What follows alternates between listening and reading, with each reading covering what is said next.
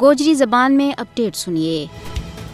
بھارت کے زیر تسلط جموں کشمیر میں قاصد فوج کی طرفوں برپا کیا گیا سانحات کی ایک طویل فہرست ہے۔ انہیں دلدوز سانحات بچو ایک سانحہ گاؤں قتل بھی ہے۔ جب 21 جنوری سن 1990 نا درندہ صفت بھارتی فوجیوں نے سری نگر کا گاؤں قتل علاقہ میں پرامن مظاہرین ور گولیاں کی بارش کر کے 50 تو زیادہ بے تقصیر حریت پسندانہ شہید کر دی تو یہ کشمیریوں کی نسل کشی کو بڑو دل خراش سانے ہے۔ 35 سال گزرنے کے باوجود ان فوجی بگیاڑانہ سزا نہیں دیتی گئی جڑا اس ماں ملوث تھا۔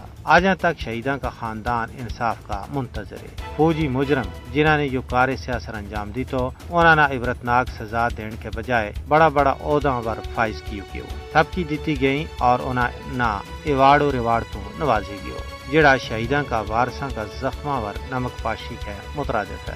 کشمیری حریت پسند عوام کا ذہن تو آج تک اس دلدوز سانے کی یاد دور نہیں ہو رہی ہے۔ آج تک بھی زخم ہرے ہیں۔ نہ صرف سانح گاؤں قتل بلکہ بھارتی فوج نے آج تک کشمیر میں 5 تو زیادہ بڑا سانحات برپا کیے ہیں، جن میں سانح زکورہ کراسنگ، سانح کنن پوشپورہ، سانح سوپر، سانح حول، سانح ہندواڑہ، سانح کپواڑہ، سانح کرفلی محلہ، سانح چھٹی سنگھ پورہ سر فہرست ہے۔ ان سانحات میں ہزاراں بے گناہ کشمیری شہید ہوا، لیکن کسی ایک مجرم فوجی نہ بھی سزا نہیں ہوئی۔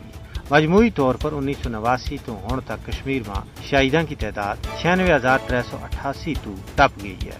آج بھی فسائی مودی کی زیر قیادت ہندوستان کشمیر میں اپنی غیر قانونی قبضہ نہ مستحکم بنانے واسطے سانح گاؤں قتل جیسا قتل عام کو منصوبہ بنا رہے ہیں۔ کشمیر میں ہر تیڑا کو قتل عام بھارتی جمہوریت کا متھاور ایک بدنما داغ ہے۔ بھارت اس قتل عام کے ذریعے کشمیری غیور آزادی پسند عوام میں خوفزدہ کرنا چاہتا ہے۔ RSS کی پروردہ مودی حکومت نے مقبوضہ خطہ میں اپنا مظالم کا سارا ریکارڈ توڑ چھوڑے ہیں۔ ضرورت اس گل کی ہے کہ عالمی برادری کشمیری عوام کا قتل عام کی تحقیقات کراوے اور بھارتی فوجی مجرمانہ کیفر کردار تک پہنچان میں اپنا عملی کردار ادا کرے۔